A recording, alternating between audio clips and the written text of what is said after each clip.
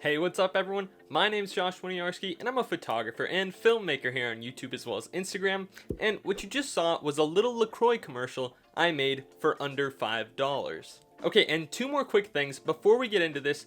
First, I was not paid or sponsored by LaCroix in any way. This could have been Dasani, Snickers, really anything for that matter. I just happen to be stocked up on LaCroix right now because I'm in quarantine, so that's what I decided to use. And second, I spent exactly $4.46 making this video. Now, obviously this doesn't account for things like camera, tripod, microphone, lights, things like that, but that's what I spent since when I had the idea for this video to buying what I needed to actually make it. Now, to be totally honest, I actually came up with this idea about 3 weeks ago, but there were a lot of reasons that I decided to put it off. Okay, here's all the reasons I came up with. Number 1.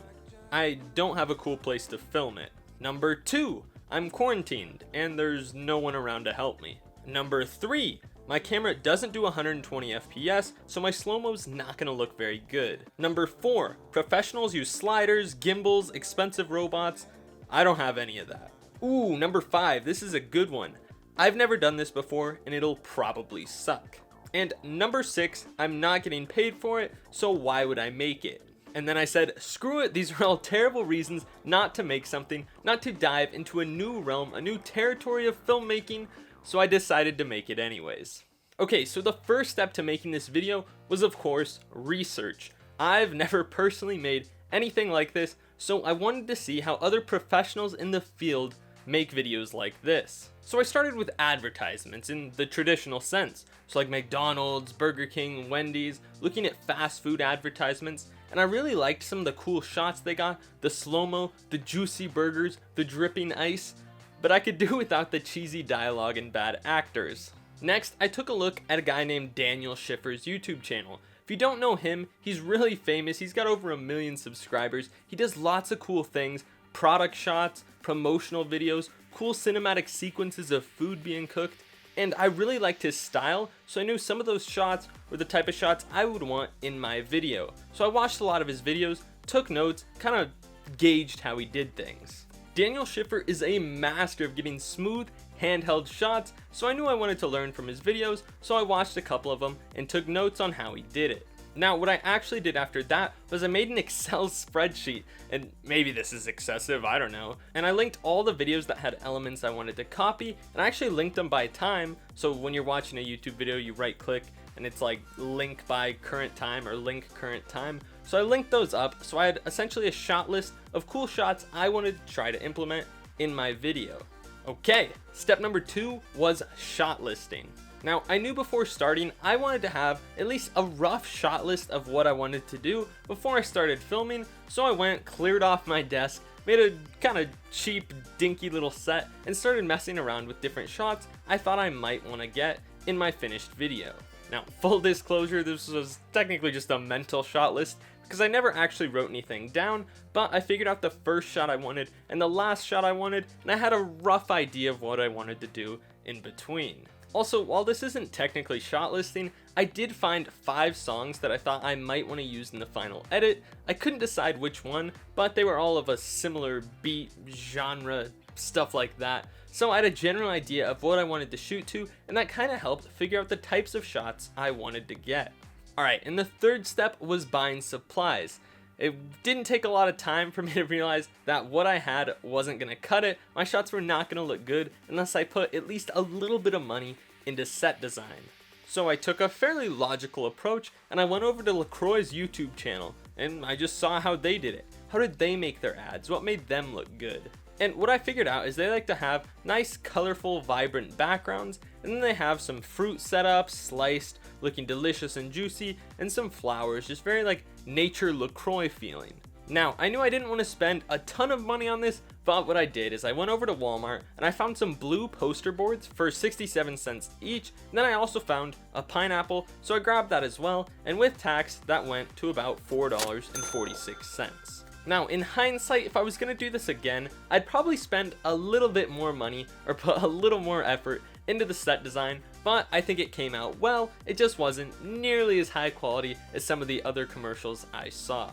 Additionally, I ended up stealing a plant and some sunglasses from my sister, and I got 5 empty LaCroix boxes, to just kind of polish off the set a little bit. Alright, and then step 4 was actually shooting the video. So I woke up the next day at a somewhat reasonable time. Admittedly, I actually slept in, but that aside, I made some breakfast and then I started constructing my set. It had the janky edges. It was held together by tape and I think a yardstick and a piece of scrap wood.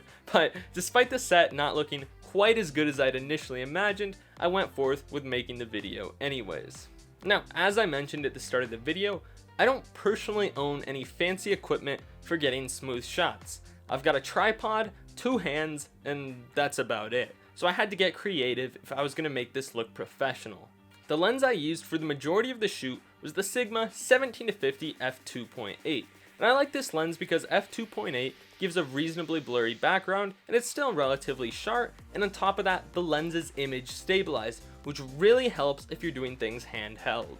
Now, to replicate a slider, what I actually did is I put the camera on a rag just to reduce friction on the table, and I started with the camera close to the final LaCroix can that I wanted to be in focus, and I actually pulled it backwards. That way, if I played the clip in reverse, it slid perfectly around the corner of cans and ended up on the one I wanted in focus, and the focus was perfectly sharp.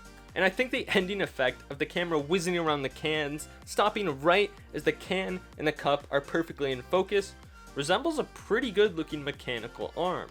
On top of that, I did use the pan and tilt on my tripod to get some arch shots, which kind of go whoo, whoo, and those came out pretty smooth. As I already said, the lens is image stabilized, so a lot of these were actually handheld, but I think they came out pretty good. And one of my favorite shots that I knew I wanted to get, that I saw in professional advertisements, was like ice and LaCroix, or Coca-Cola, or whatever ad it was. But it was ice and the drink falling down in slow motion into the cup. I thought it looked really cool, so I wanted to do it with my setup, but I ran into a problem. The cup I was using had kind of a not so transparent, sort of foggy bottom, so shooting up through the bottom you couldn't really see anything. So what I actually did is I got a French press, which, you know, it's essentially just a glass cylinder, and I shot through the bottom of that, of the drink being poured in there, so this was a totally separate shot, and I think it came out looking really good. And it was a little bit foggy still at first, but with some color correction, with some color grading, it looks like I just poured it right onto the lens of the camera. I think it came out pretty cool. And step 5 was editing. And full disclosure, my first cut, I was not very happy with it. In fact, I kind of hated it. Despite the fact that I used the exact same shots for the final product, my very first cut felt kind of flat and boring. It was kind of just like, why am I watching this? There's no purpose, nothing's really happening. So what I did is I made another cut, and at this one I put a hand-drawn kind of vintage sketch looking effect on the ender. It would just be like, you know, a LaCroix sketch on effect, and I thought it looked pretty cool, but I didn't really like it. It felt forced. I've been learning Adobe Illustrator, so I really wanted to incorporate some of my skills in that lately, but I just didn't really like how that looked either. So after that, I used this site called Adobe Typekit. And what this site's really good for is you can find text on like a website or just an image or really anywhere. And you can paste that image into Adobe Typekit and it will return a bunch of fonts that are super similar to the one you just put in. I use it all the time if I want to find a specific font. Super useful. But what I actually did is I found a font very similar to the one LaCroix uses on their website. I went to After Effects and I 3D tracked some text, just kind of spewing facts I found on the side of a can, and I threw those into the edit and it made it look a lot better. I put a bunch of stuff like 0 calories, 0 sweetener, 0 sodium, I think is the last one, and I felt like those really pulled it together and made it feel like a complete advertisement. It had a point, it had a purpose, and that was to show off the drink and hopefully get you to buy it. Again, this is not a paid thing, it was completely for my education and hopefully yours. Then I went into a little more detail on the sound design, adding things like whooshes when the camera was whizzing by, and I actually added a carbonation sound at the end on top of a new logo, which kind of just brought the whole thing together. Oh, and I can't forget, I actually got some feedback. I sent this to a couple friends of mine. They gave me some suggestions with the sound design, as well as adding motion blur to the 3D track text, which really helped it feel less pasted on. It felt like it was actually in the environment, which was super helpful. Thank you. And this was the final result.